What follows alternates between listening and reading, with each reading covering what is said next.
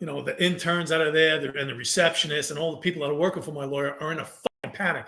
Dowd is here. Dowd is here. And they come into the back.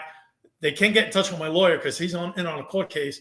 So my lawyer's partner is Eric Nyberg. I don't know if you know who Eric Nyberg is, but he's the lawyer that represented Amy Fisher, who shot Mary Jo Bartafuco. I'm Ken from the 7-5 documentary, and I'm chatting with Stacks.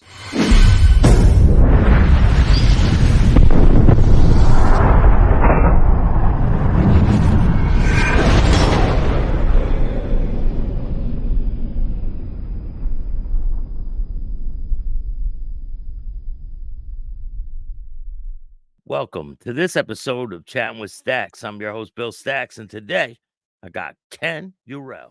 So now I know cover's blown.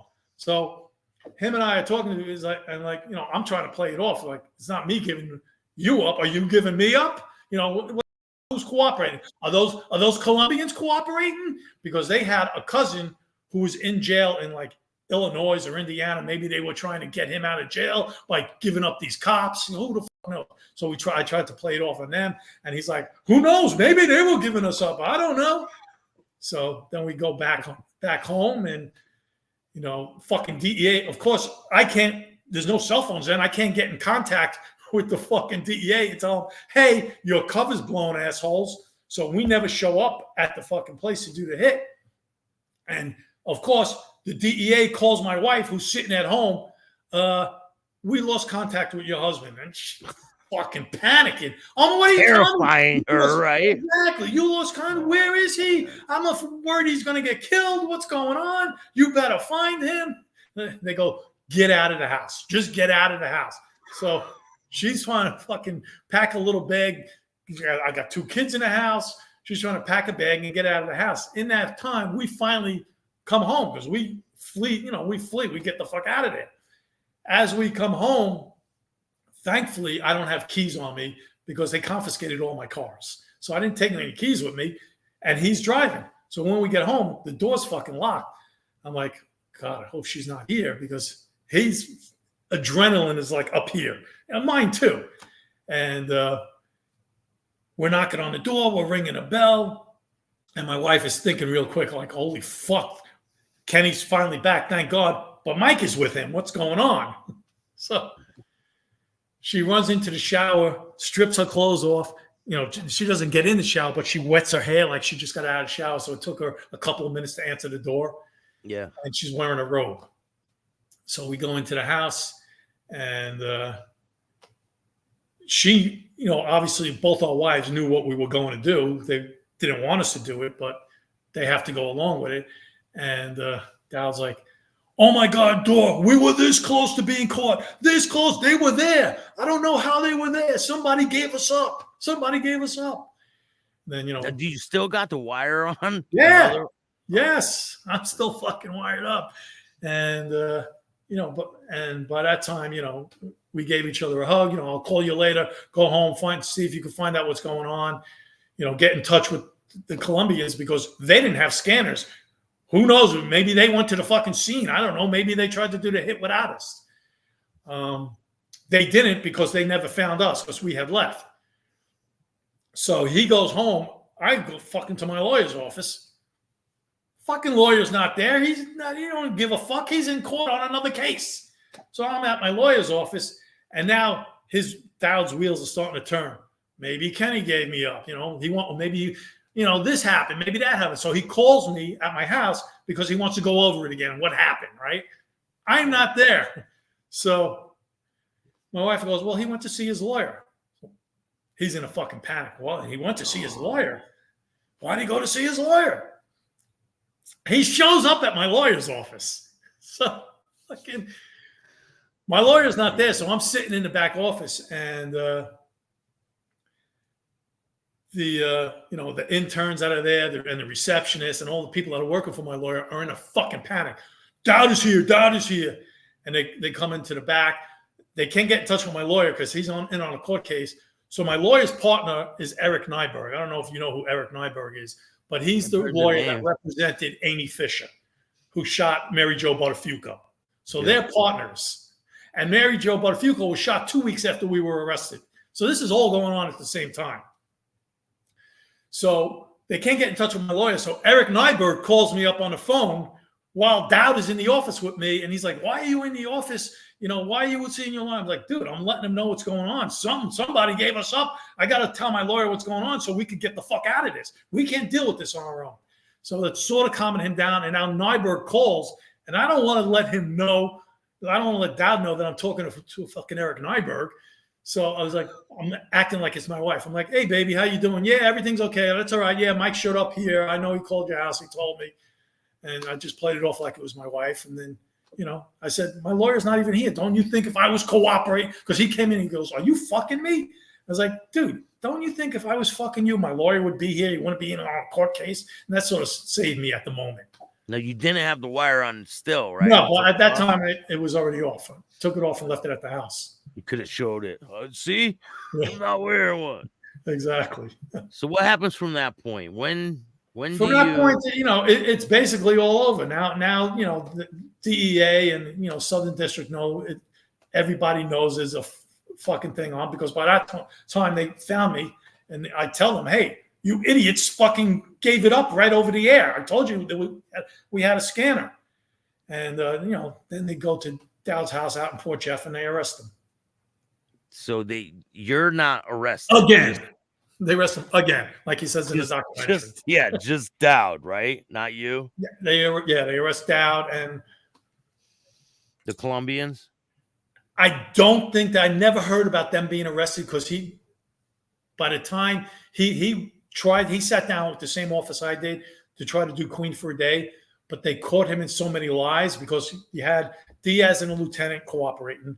They had me cooperating. They had Dowd's current partner from the 9-4 cooperating. So every story he tried to tell it in like a third person story without giving himself up. But he didn't match nobody else's story. So they squashed the deal with him. And by the time he sat down, he went to the Mullen Commission, and they shaved a couple of years off his sentence. Wow. But by the time he sat down with them, these fucking guys were gone. So now how much time do you end up getting, and how much time does Dowd end up getting? He was facing 15. He got 11, and I think he got 12, and he did 11 and a half. And I got time served. That was it. You didn't have to go to prison at all? Time fucking served, man. I went to the federal court in Manhattan, and at this point, I'm hugging my wife like, we're never going to see each other again. And I'm telling her to sell the house, move in with my parents. My father had a finished basement, raise the kids there. And she's like, my wife is crazy. She's like, no, I'm going to follow you, whatever prison you go to. I'll live in a little 1-bedroom apartment so I could be I'm like, don't do that. But it didn't come down to that. I went to the court, and basically my lawyer stumbled over his words, because he was never in a federal court system. And the prosecuting attorney, man, the dude saved me. He read off all the shit I did, best cooperating witness he's ever worked with in his 8 years of being a prosecuting attorney.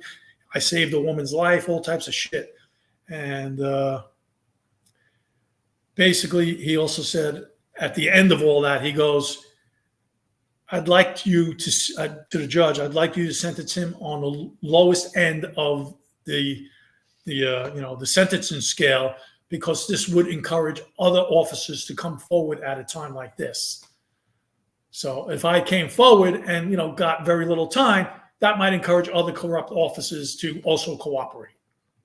Yeah, come forward so they're not all going to prison. The major ones can go to prison, right? Yeah.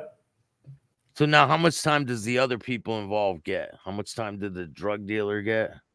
Diaz and his lieutenant got, like, I don't know what their original sentence was, but they ended up doing only 8 years. And this is a guy who was selling, 50 kilos of cocaine a week.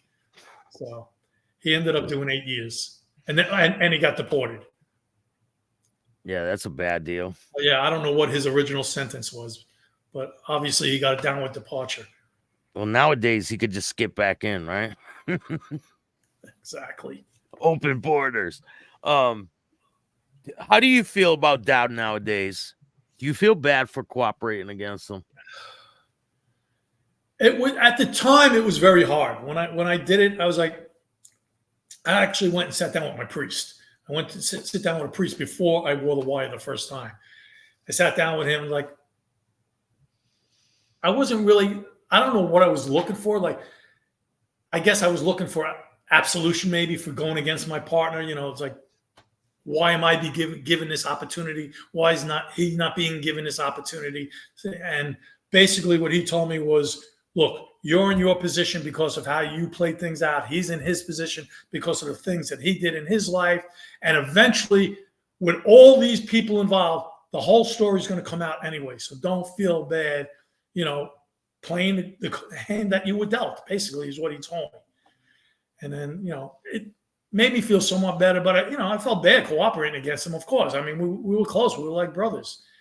And yeah, but do you feel like he got you involved with all this from that first $100 bill? Well, he definitely got me involved, but I mean, I could have been, I guess, a real cop and said, fuck you, and turned him in at that time. I mean, I played my hand then, and I made it worse.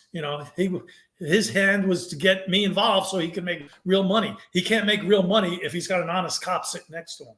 But you know how that would have been if you would have turned him in. Like you said, you would have never lived that down in the precinct. Exactly. Yeah, I would have been cutting my own throat in the department. It would have been 100%. The end of my career. So I mean, it's you're fucked if you do, you're fucked if you don't. So what did you still get your pension from your police pension? I didn't get I got a disability pension. I got injured on the job 3 years prior, maybe 4 years prior to being arrested.